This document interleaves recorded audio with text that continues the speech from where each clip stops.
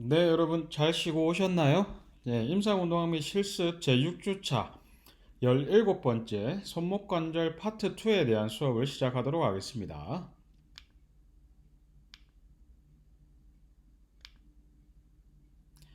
예, 파트 1에서 배우셨던 그런 해부학적인 부분들을 포함해서 관절 형상학적인 부분하고요.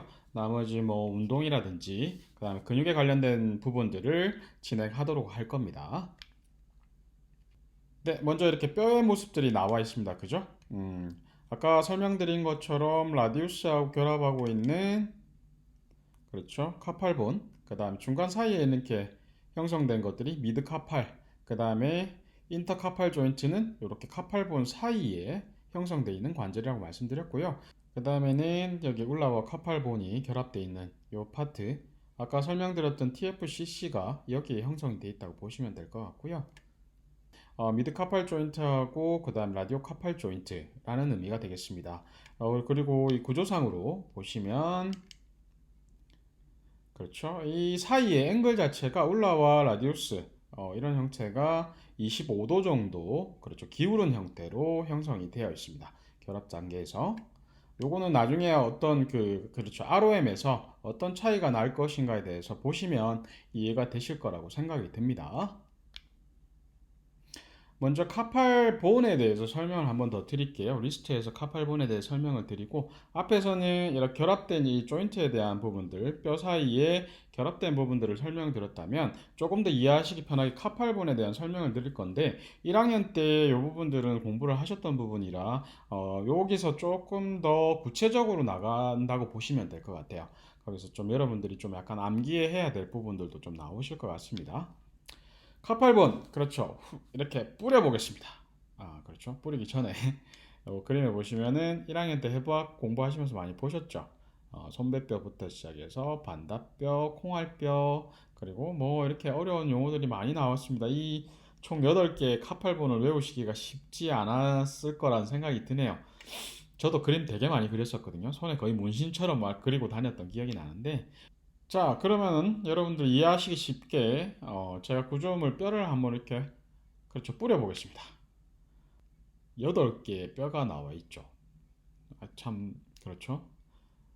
7개는 돌아가는데 하나는 돌아가지 않고 있고 만약에 여러분 이 형태로 봤을 때 해부학적 포지션에서 이게 위쪽이 어떤 뼈고 밑에 뼈 8개를 정확히 이해하시는 분은 이게 어떤 손이다. 그렇죠. 어떤 손의 그 구조물들을 순서대로 나열했다가 오른손이다 왼손이냐 그걸 물어보는 거죠. 그죠? 오른손일까요? 왼손일까요? 그렇죠. 이해가 조금 이 카팔본에 대한 이해가 빠르신 분은 오른손일 것이다 라고 생각하실 수 있을 겁니다. 그죠? 그건 뭐 나중에 천천히 이해하시면 될 것 같고요. 그리고 왜 7개는 돌아가는데 하나는 왜 안 돌아가? 뭐 이런 생각도 해보시면 될 것 같고, 구조상으로 보셨을 때는 이렇게 손배뼈, 그 다음에 반달뼈, 세모뼈, 콩알뼈, 큰 마른 뼈, 그리고 작은 마른 뼈, 알머리뼈, 갈고리뼈, 이렇게 총 8개가 형성이 되어 있습니다. 이걸 어떻게 구조상으로 나누느냐? 하나씩 하나씩 보실게요. 미드카팔 조인트는 요게 이제 아까 말씀드렸지 오른손이라는 개념 자체가 프록시말이 위쪽에 있는 거고 디스탈 파트 그러니까 먼 쪽에 있는 것들이 밑에 있는 네 가지가 되겠습니다. 이렇게 보시면은 이렇게 해부학적 포지션을 봤을 때 위쪽에 손배뼈가 엄지손가락 쪽에 있겠죠. 그죠? 반달뼈 중앙에 있고 콩알뼈는 새끼손가락 방향에 그렇죠. 올라와 접촉하고 있는 새끼손가락 방향에 있을 것 같고요. 이렇게 접하고 있다고 보시면 될 것 같고요. 이렇게 프록시멀 파트, 디지털 파트가 나눠져 있습니다. 여기서 여러분들께서 이 카파일본에서 특징적으로 이렇게 외우시고 가셔야 될 부분들이 있습니다. 그렇죠. 손배뼈. 손배뼈는요, 골절이 가장 잘 일어나는 뼈라고 보시면 될 것 같습니다. 그렇죠. 아랫팔 뒷침, 완전 펴 노쪽 치우침 상태에서 지면을 짚는다. 예를 들면, 여러분, 저희가 이제 빙판길에 넘어졌을 때, 요 근골격계 물리치료 중재인가요? 그 파트를 여러분들 2학년 1학기 때 하시는 걸로 알고 있는데, 사람 넘어지면서 손을 아랫판 뒷침, 완전 펴 노쪽 치우침 상태에서 이렇게 손을 뒤로 짚었을 때 손배뼈가 가장 골절이 많이 일어난다고 보시면 될 것 같고요. 두 번째, 밑으로 먼저 내려가네요. 특징적으로는 잠깐만요. 알머리뼈는 손목뼈 중에 가장 크고요. 손목 운동에 돌림축이 지나간다고 보시면 됩니다. 이 돌림축에 대한 설명은 뒤에서 이렇게 제가 다시 설명드리도록 하겠습니다. 그 다음에 한 가지 더. 반달뼈 여기 나와 있죠. 반달뼈의 특징은요. 탈구가 가장 잘 일어난다. 이거 제가 그 대면 수업하면 하나씩 반달뼈를 좀 촉진을 해드리면서 이게 왜 탈구가 가장 잘 일어나 있고 아니면 본인 손 자체도 약간의 아탈구가 일어난 부분들을 체크를 해드릴 수가 있을 것 같은데 특징만 손배뼈와 반달뼈 그다음에 알머리뼈에 대한 부분에 대한 그런 요런 사례들에 대해서 설명을 좀 들으시고 이해하시면 좀 카팔본을 이해하시기가 좀 더 편하실 것 같아서 준비를 해봤습니다. 그 다음에 관절 형상학적인 부분들, 손목의 이제 관절 형상학적인 부분들을 보실 건데요. 어떤 움직임들이 일어날까?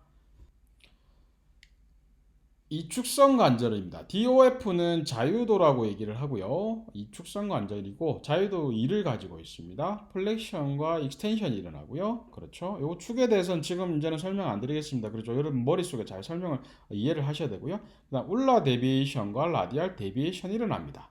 그렇죠. 요거는 어덕션과 에비덕션의 움직이라고 보시면 되는데 손목에서는 특징적으로 움직임을 울라 쪽으로 가는 건 울라 데비에이션, 라디알 쪽으로 가는 건 라디알 데비에이션이라고 설명을 드렸습니다. 그죠? 왜 삼축성이 아니냐? 서컨덕션 같은 경우는 전체 복합적으로 일어나는 부분이기 때문에 축의 움직임이라고 볼 수 없다. 그래서 손목은 이 축성 관절이라고 말씀드렸죠. 그죠? 그러면 이 손목 관절이 움직이는 뭐 특정적인 스포츠라든지 아니면 제 일상생활에서 가장 많이 이 움직임들을 대표적으로 보여줄 수 있는 부분이 있어서 제가 영상을 하나 준비해 봤는데요. 그죠? 여러분 저도 뭐 저희 후배들하고 같이 이런 그렇죠. 다트라는 종목을 한 번씩 하러 펍에 가는데요. 다트의 움직임을 한번 잘 보시죠. 천천히 슬로우 모션으로 보시면요. 정면으로 한번 보시겠습니다. 그죠? 이렇게 이때 축을 만들면요 이런 식으로 익스텐션과 라디얼 데비에이션이 같이 일어나고 플렉션일 때는 그렇죠 울라 데비에이션이 같이 일어난다 보시면 될 것 같아요. 요 움직임들이 복합적으로 일어나서 이 축성 관절의 움직임을 가장 보여줄 수 있는 부분들이 이런 다트의 움직임이다 라는 것을 설명을 한번 드리고 넘어갑니다. 그 다음에는 그렇죠 요 움직임들 하나하나를 그렇죠 저희 자유도하고 그 다음에 ROM하고 같이 보여드리면 리스트에 extension from flexion. 익스텐션입니다. 익스텐션은 55도에서 70도 정도 도살 방향으로 익스텐션 일어나고요. 그렇죠. 그 다음 플렉션은 65도에서 80도 정도 좀 플렉션이 많이 일어나는 부분들은 요건 뼈 해부학적으로 약간의 좀 차이점이 있기 때문에 요거는 어떤 느낌이냐면 보시죠. 약간 좀 반전이 일어났는데 10도 정도 그렇죠. 요게 손등 방향이고요. 요 앞쪽이 손바닥 방향이라고 보시면 요 정도 요 옆에 있는 구조물하고 같이 보시기 위해서 제가 약간 반전을 일으켰는데 요게 이제 손등 쪽 도살 쪽입니다. 파머 쪽이고 이렇게 10도 정도 기울어져 있습니다. 그래서 익스텐션보다는 플렉션 정도가 10도 정도 그렇죠? 익스텐션보다 플렉션이 10도 정도 더 일어나는 구조로 라디우스가 생겼습니다. 그냥 디스탈 파트의 라디우스가 이런 형태로 생겼기 때문에 플렉션이 좀 더 많이 일어난다 라고 보시면 될 것 같고요. 요거는 그렇죠. 이거는 이제 데비에이션의 모습들을 보여드리기 위해서 중간에 축을 보여드리고 있는데 여기 보시면은 울라 쪽 방향에 있는 울라 데비에이션 같은 경우는 0도에서 40도 그 다음에 여기 라디알 쪽으로는 0도에서 15도 정도. 이 차이가 왜 날까요? 아까 제가 처음에 설명드린 것처럼 그래 뼈 형태에서 기울기 자체가 뼈 해부학적으로 좀 차이가 나기 때문에 이 움직임들이 그렇죠. 이 각도들의 차이가 나타납니다. 움직임을 한번 보시도록 할게요. 올라 데비에이션입니다. 그렇죠. 라디알 데비에이션입니다. 한번 본인 스스로가 안녕 한번 해보시죠. 화면에 대시고 그러면 울라 데비에이션 자체가 훨씬 더 많이 일어난다 라는 것을 보실 수가 있을 겁니다. 그렇죠? 아까 25도 차이가 난다라고 보시면 되죠. 이렇게 뼈 형태 자체가 25도 정도 기울어져 있기 때문에 라디얼 울라 쪽으로 데비에이션이 좀 더 많이 일어난다. 이렇게 이해하시면 좀 더 편하게 이해하실 것 같습니다. 자, 요 지금 축이 하나 나와 있죠. 그렇죠? 양쪽 축입니다. 요거는 시상축하고 관상축이 나와 있는데요. 그죠? 여러분 보시면 이해하시겠죠? 이 축 자체가 다 어디를 통과하고 있나요? 그렇죠? 카피테이트, 알머리뼈를 통과하고 있는 것을 보여드립니다. 그래서 이런 손목관절에서 움직임의 축은 그렇죠? 여기 움직임 자체는 라디우스하고 그 다음에 여기 보면 스케포이드하고 루네이트하고 결합이 되어 있지만 축 자체의 형성 자체는 중간에 있는 가장 큰 손목뼈 중에 가장 큰 알머리뼈의 축이 형성이 되어 있습니다. 이 움직임에 대해서 보시면서 이해하도록 할게요. 그렇죠. 요 지금 뼈의 3D적 형상인데 연두색으로 크게 보이는 것들이 카피테이트, 알머리뼈입니다. 여기 보시면 요 움직임이 축에 의해서 어떻게 움직임이 생기는지 한번 보실게요. 그래서 제가 여러 가지를 이렇게 반복적으로 보여드리는 거는 그냥 한 가지 외우시면 됩니다. 손목 관절에서의 축은 알머리뼈를 지난다. 그렇죠. 뭐 그게 이걸 보여드리는 이유가 되겠죠. 자, 보시겠습니다. 그렇죠? 중간에 있는 이 축을 통해서 그렇죠? 축이 약간 이동을 합니다. 이런 형태로 전체적으로 카피테이트를 중심으로 축에 의해서 데비에이션과 플렉션과 익스텐션이 일어난다 보시면 될 것 같아요. 네, 알머리뼈의 축에 의해서 움직임이 생긴다. 좀 이해되셨나요? 그 다음에는 컨벡스 컨케이브에 관련돼서 리스트, 그렇죠. 플렉션과 익스텐션, 그 다음 데비에이션에 의해서 어떤 형태로 일어나는지 설명을 좀 드리면요. 플렉션과 익스텐션이 일어나고 있다. 그죠? 보시면은 여기서는 두 개 이제 결합하고 있는 부위가 그죠? 중간에 반달뼈와 스케포이드가 결합되어 있고 밑에 라디우스가 결합되어 있다. 그죠? 여기서 컨벡스는 그렇죠? 반달뼈입니다. 아까 한번 설명을 문제도 풀어보셨고 여러 번 하셨기 때문에 그렇죠? 라디우스는 컨케이브한 면이 되어 있습니다. 그렇기 때문에 이런 플렉션과 익스텐션이 일어날 때 지금 반복적으로 움직임이 일어나고 있죠? 그렇죠? 여기 보시면 이렇게 움직임, 롤링이 손바닥 방향 일어났을 때는 슬라이딩, 글라이딩은 반대 방향으로 일어난다. 그 다음에는 그렇죠. 마찬가지 손등 쪽으로 그렇죠. 펴음이 될 때도 롤링 방향이 만약에 펴음 방향으로 일어났을 때는 요거는 이제 컨벡스의 움직임이기 때문에 글라이딩은 반대쪽으로 일어난다. 여러분 요거 부분들은 요 그림과 같이 이해하시면 편할 것 같고요. 네, 플렉션과 익스텐션의 움직임을 보셨다면 이제 데비에이션에 대한 움직임을 한번 보실 건데요. 이건 이제 그렇죠. 뼈 형상학적인 부분의 움직임입니다. 여기 카피티스입니다. 카피테이트. 그렇죠. 알머리뼈가 여기 중심에 축이 있고요. 이렇게 보시면은 여기도 손배뼈하고 반달뼈 요 형태가 라디우스가 결합된 부분. 요거는 컨벡스의 움직임이죠, 그죠? 컨벡스가 이런 형태로 움직였을 때 여기 올라 방향으로 데비에이션 됐을 때는 롤링은 올라 쪽으로 일어나는데 글라이딩 자체는 그렇죠 라디우스 쪽으로 일어난다 보시면 될 것 같고 요거는 이제 그렇죠 라디알 데비에이션 되고 있는데 라디알 쪽으로 데비에이션 되고 있는데 글라이딩 자체 슬라이딩 자체는 그렇죠 올라 좌표 쪽으로 일어난다 반대로 일어난다 그렇죠 그림 보시면서 좀 이해가 되시나요? 컨벡스의 움직임이다 라고 보시면 됩니다.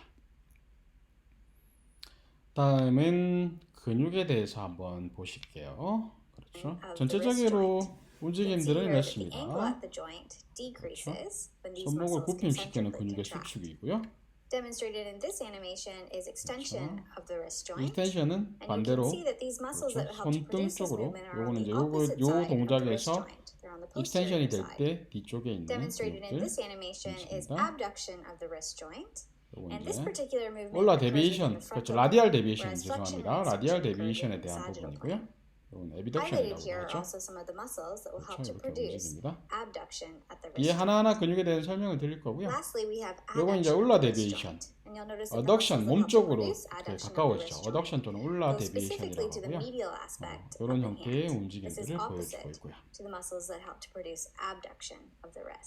어덕션 올라 데비에이션 그 다음에는 이 머슬들의 분포도를 보시게 되면 좀 복잡하시겠지만 요걸 조금 아셔야지만 요 이제 근육들하고 이 뼈의 관계에서 그 이후에 이제 사이사이 신경관계까지 여러분들도 보실 수 있기 때문에 이런 형태로 요거는 이제 단면을 잘랐죠. 이렇게 잘라가지고 봤을 때 미드카팔 조인트 형태로 잘라서 보시게 됐을 때는 여기 보시면 세모뼈부터 시작해서 큰마름뼈까지 그 사이에 요쪽이 이제 손바닥 쪽이니까 굽힌근들이 들어가 있을 거고요. 요게 이제 등 쪽이죠. 손 등 쪽이니까 편근들의 위치를 보실 수가 있습니다. 이렇게 4분면으로 나눠 가지고 이런 형태에서 근육들이 어떻게 그렇죠 위치되어 있는가 한번 보시고 가시면 될 것 같고요. 아까 앞에 설명드린 것처럼 먼저 익스텐서 머슬들에 대해 설명을 드리면요. 이건 프라이머리 익스텐서라 그래서 먼저 그 손목평을 일으키는 그렇죠. 첫 번째 근육들이 무엇인가 라고 보시면 될 것 같고요. 이 중에서는 익스텐서 카피, 라디얼리스 롱구스 브레비스, 그 다음에는 익스텐서 카피, 울라리스 자체가 첫 번째로 수축을 하면서 익스텐서를 일으키고 두 번째는요, 보시면은, 그렇죠. 위에 부분들이 손목에 관련된, 그렇죠. 리스트에 관련된 부분들, 기시 정지하는 부위라면, 나머지는 이제 손가락을 펴는 근육들이 2차적으로 작용을 해서 손목을 펴준다. 그렇게 보시면 될 것 같고요. 여기서, 익스텐서, 카피, 라디얼리스 브레비스 같은 경우는, 그렇죠. 순수하게 다른 동작 외에 순수하게 손목 펴는 데만 작용을 한다라고 보시면 될 것 같습니다. 익스텐서, 카피, 라디알리스 브레비스가 순수하게 손목 피는 기능들만 한다라고 보시면 될 것 같고요. 나머지는 이 리스트의 컴플렉스라고 해서 이 리스트 근육들이 그러니까 리스트의 익스텐서 머슬들이 그렇죠 분포하고 있는 모습들을 총 1에서 6구역까지 나누게 되겠습니다. 그래서 요 1구역 그렇죠 2구역 3구역 4구역, 5구역, 6구역으로 이렇게 나눴을 때 이게 구분되어진다. 그렇죠. 이 부분들을 한번 체크하시면서 가시면 될 것 같고요. 나머지는 여기는 손목펴이 가장 큰 형태로 그렇죠 근육이 활성화되는 부분들. 그러니까 저희가 뭐 야구공을 쥐고 가장 쥐기 힘이 강한 동작 여기 보시면 압력기 가지고 평가를 한 건데요. 이런 형태로 근육에 힘이 작용을 했을 때 리스트 조인트가 35도 정도 익스텐션 됐을 때 그렇죠. 그리고 5도 정도의 올라 데비에이션이 됐을 때가 가장 힘을 기계적으로 가장 큰 힘을 낸다라고 보시면 될 것 같아요. 다시 한번 설명드리면요. 가장 손목 펌에서 가장 큰 힘을 낼 때는 리스트 조인트가 35도 정도 그렇죠. 익스텐서 되거나 그 다음에 5도 정도 그렇죠. 올라 데비에이션인데 이게 왜 중요하냐? 제가 이걸 왜 설명을 드렸냐면 여러분 나중에 이제 보조기를 배우실 텐데요. 그렇죠. 저희가 이제 뭐 중추신경 환자, 여러분 신경계들 이제 공부 배우시면서 중추신경 환자분들이 손목 편 근육의 근력이 떨어지셔가지고 손목의 리스트 드롭이 됩니다. 앞으로 떨어졌을 때 이 형태의 보조기를 그렇죠. 올소시스 자체 보조기를 이렇게 이런 형태로 고정을 시켜줍니다. 이때 이 쥐는 힘이 가장 많이 발생할 수 있는 그런 기계적인 형상이기 때문에 보조기 자체 각도라고 보시면 될 것 같아요. 보조기의 각도를 리스트 조인트 35도 정도 익스텐서 시키고 올라 쪽으로 5도 정도 데비에이션 시키는 것 자체가 지는 힘을 도와줄 수 있는 그분들에게 그래서 보조기 자체가 이런 형태로 각도로 형성되어 있다. 그걸 한 번 더 보여드리기 위해서 설명을 드렸고요. 이제 플렉서입니다. 플렉서는 첫 번째 아까 설명드린 것처럼 첫 번째는 거의 손목에 관련된 기시정지된 부분들이 먼저 그 중에 하나는 파머리스 롱구스 장장근 자체 그렇죠. 긴 손바닥근 자체가 포함이 되어 있지만 이렇게 형성이 되어 있고 나머지는 손가락 굽힘들이 작용을 해서 그렇죠. 리스트를 플렉서 시킬 수 있도록 그렇게 되겠습니다. 이제 라디알 데비에이션 시키는 근육인데요. 이런 형태로 총 6가지 근육들 익스텐서 머슬들하고 플렉서 머슬들 그 다음에 에비덕터 머슬들이 그렇죠 엄지손가락 부분이기 때문에 요 총 6가지 근육이 컴플렉스하게 복합적으로 컴바인 형태로 복합적으로 작용을 했을 때 올라 데비에이션이 강하게 일어난다 보시면 될 것 같아요. 네, 이제 라디알 방향으로 데비에이션 시켰다면 올라 데비에이션 시킬 수 있는 근육들은 그렇죠. 익스텐서 카피, 올라리스, 플렉서 카피, 올라리스. 요 두 가지 근육들이 동시에 작용해서 그렇죠. 이 중력 방향으로 아까 망치를 이렇게 몸쪽으로 당겨서 망치 못을 받기 위해 떨어뜨렸을 때는 이 두 가지 근육들이 동시에 작용해서 울라 데비에이션을 시킨다. 네, 여러분 이제 제가 이제 해부학적인 부분들하고 그 다음에 근육에 대한 관련된 부분들은 설명을 드렸고요. 이제 신경과 연계된 부분들을 설명을 좀 드릴 거고요. 그 다음에 이 근육들과 이 신경에 연계돼서 특정 구조물들, 그 다음에 이게 구조물들에 의해서 문제가 될 만한 부분들에 대해서 한 가지 설명을 드리자면, CT라고 해서 카팔 터널에 대해서 한 가지 설명을 드리겠습니다.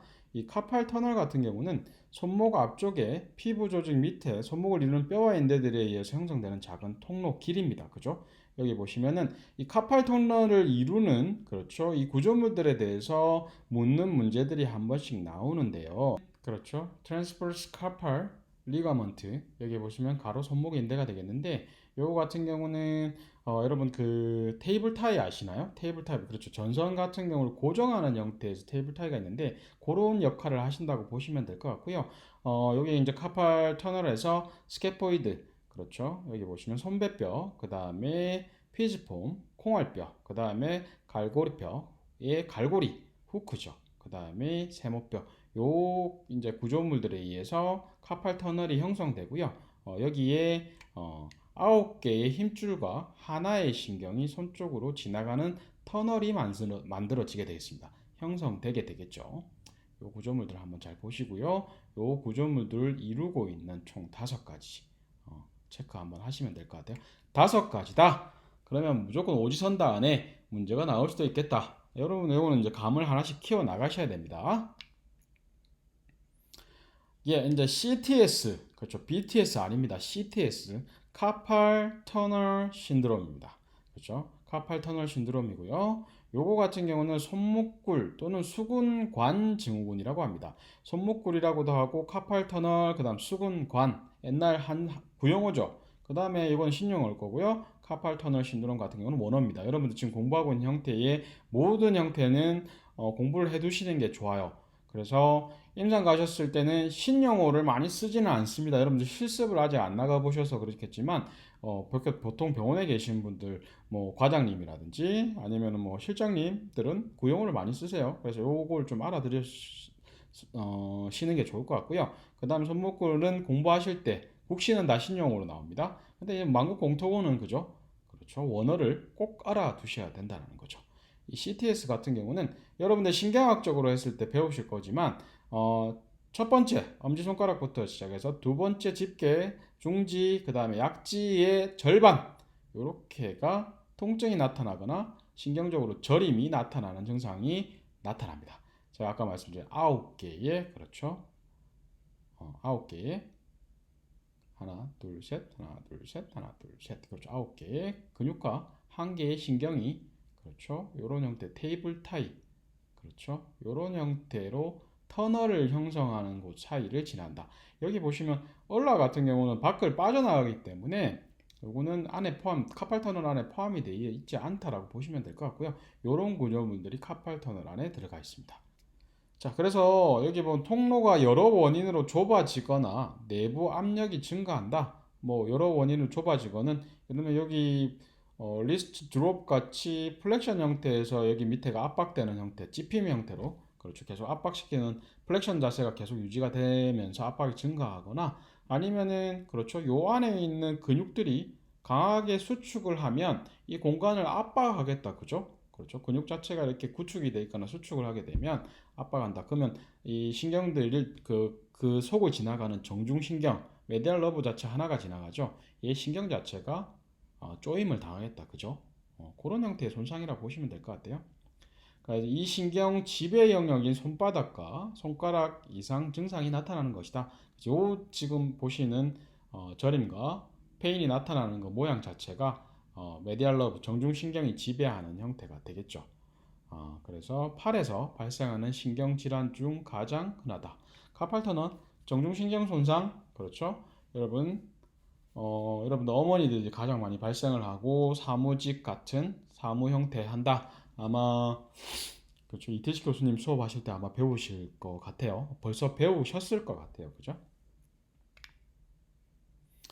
그 다음에는 이 카팔 터널 신드롬을 평가하는 방법입니다. 그렇죠. 간단하게 평가할 수 있죠. 그죠? 요거는 권유정 교수님하고 수업 89% for the 하시면서 diagnosis of carpal tunnel 배우시지 syndrome, 않을까 싶은데요. according to 그죠? research by Brisket 팔렌 et al. in 테스트 the year 되게 많이 나옵니다, 2002. 여러분. 한번 To 보시죠. perform the valence test, ask your patient to flex his wrists maximally and hold the dorsal side of 압박을 his hands 가장 together for 강하게 1 줄 minute. 수 있는 자세죠. 그렇죠. 리스트 플렉션 The test 시켜준 is positive 상태에서 if the 양쪽으로 patient 이렇게 experiences 밀어줍니다. tingling in the thumb, 그렇죠. index 절인 증상이 finger, 나타나 middle finger, 40초 and the 이상 lateral half 유지했을 of 때 the ring finger, 절인 which 증상이 indicates carpal 나타나면 tunnel syndrome by 정중신경 pressure on the 손상, median nerve. 정중신경에 약간의 마비가 있다. 카팔 터널 신드롬 증상이 의심이 된다라고 보시면 될 것 같아요. 이런 형태로 지금 한번 해볼까요? 손등을 저도 지금 해보고 있는데요. 손등 양쪽을 맞댄 다음에 조금 더 압박을 시켜줍니다. 안쪽을 서로 이렇게 맞댄 상태에서 밀어줍니다. 40초 정도 유지할게요. 생략하고 저는 살짝 저리네요. 저도 이제 예를 들면 물리치료사 같은 경우도 손목에 대한 굽힘 자체를 많이 쓰는 손목을 많이 쓰다 보니까 약간의 증상들은 좀 있지 않나. 근데 좀 심하거나 가만히 있을 때도 이런 저런 증상들이 나타나면 병원 가야 됩니다. 네, 이런 증상들을 조금 호전시킬 수 있는 방법이 뭐가 있을까요, 여러분? 그죠? 병원 가야 된다고 말씀드렸는데 병원 가도 이렇게 이런 조치적인 부분들이나 아니면 운동적인 부분들이 해결이 안 되는 경우가 있거든요. 그다음에 여러분들 이제 리스트 드롭이잖아요, 그죠? 리스트가 플렉션 된 상태이기 때문에 익스텐서 머슬들이 어느 정도 스트렝스닝, 그다음에 어느 정도의 힘을 갖추기 전까지는 그것을 좀 보조해 줄 수 있는 수단이 있습니다. 저희 이제 물리치료적인 부분에서 여러분들 임상 나오시면 약간 좀 매니아가 되시는 분들도 있으시고 많이 배우시는 부분들이 있는데, 그렇죠? 테이핑이라는 기법이 있는데 여러분들이 저희가 이제 온라인 수업하면 제가 제일 아쉬운 부분 중에 하나가 그렇죠. 테이핑을 같이 하면서 가르쳐 드릴 부분들이 좀 있는데 뭐 이 부분들은 영상을 통해서 약간 대처를 하기가 좀 힘든 부분은 있긴 있어요. 그래도 그렇죠. 손목에 제가 아까 말씀드린 것처럼 리스트 드롭을 되지 않도록 익스텐서 머슬들을 작용할 수 있는 것처럼 뭔가 텐션을 조금 더 부여할 수 있는 방법에 대해서 제가 간단하게 영상을 통해서 설명을 드리면요. 예, 갑자기 손이 불쑥 나왔습니다. 그죠? 이렇게 리스트가 떨어져 버린 형태가 된다는 거죠. 그죠? 이 익스텐서 머슬이 힘이 떨어지다 보니까 손목이 그렇죠. 이렇게 손가락을 많이 쓰거나 하시는 분들도 마찬가지로 이런 형태로 계속 이렇게 굽힌 방향으로 쓰셨을 때는 이 리스트 머슬들 자체가 되게 약해져 있고 그렇죠. 이 부분 그렇죠. 이렇게 손목 굽히는 이 접히는 부분들 자체에 주름이 좀 더 많이 생기면서 압박을 많이 형태가 됩니다. 이런 형태로 익스텐서 머슬들이 좀 작용하도록 자, 요거는 락 테이프라고 하는 겁니다. 여러분 뭐 테이프도 여러 종류가 있어요. 뭐 C 테이프도 있고요. 뭐 이게 보통 그 텐션이 없는 그러니까 늘어나지 않는 형태의 테이프도 있고요. 요거는 약간의 텐션이 좀 있는 그렇죠. 늘어나 있는 테이프 되겠습니다. 실질적으로 임상 나오시면 이런 테이프를 여러 가지 종류들을 다 보시게 될 건데요. 먼저 락 테이프 요거를 제가 왠지 그렇죠. 색종이 놀이 하는 것 같죠. 그죠? 색깔도 되게 이쁘다. 그죠? 얘는 뭐 락테이프 같은 경우는 미국 쪽에서 좀 많이 사용하고 있는 테이프인데요. 지금 제가 뭔가를 자르고 있습니다. 그죠? 절반으로 접은 상태에서 그렇죠? 삼각형 모양으로 자르고 있죠? 절반으로 접어서 김영만 선생님이 된 것 같은 느낌인데요. 김영만 선생님 아시나요? 그렇죠? 펼치니까 다이아몬드가 됐습니다. 두 개의 다이아몬드가 나왔고요. 이 다이아몬드 두 개를 이 구멍을 어디다 쓸 건지 보시면 그렇죠. 중지하고 저는 검지 일단 먼저 떼봐야 되겠네요. 이렇게 뒤에는 접착성이 있는 부분이기 때문에 이렇게 절단을 하게 되면 그렇죠. 접착성 있는 부위가 나오게 됩니다. 뭐 테이프 같죠 말 그대로. 그래서 중간에 저는 검지하고요. 중지를 끼워 보겠습니다. 중간에 그 다이아몬드 모양의 손가락 두 개를 끼웠고요. 그죠? 이제 접착성 있는 테이프 손등 쪽을 먼저 손목 펴만 상태에서 약간의 텐션을 강하게 주고 붙여 보겠습니다. 그렇죠? 붙이고 이 텐션 자체가 강하게 지금 이루어져 있는 상태고요.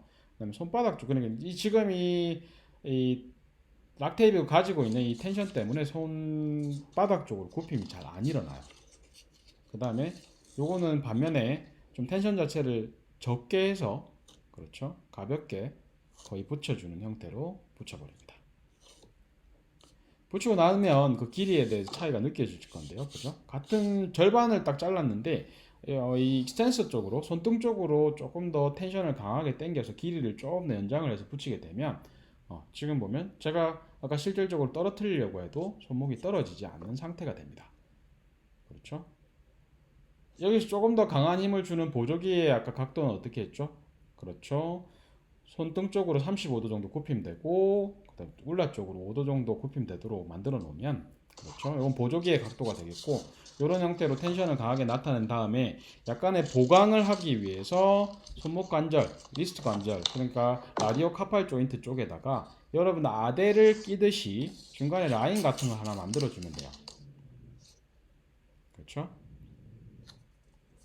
중간에 붙여서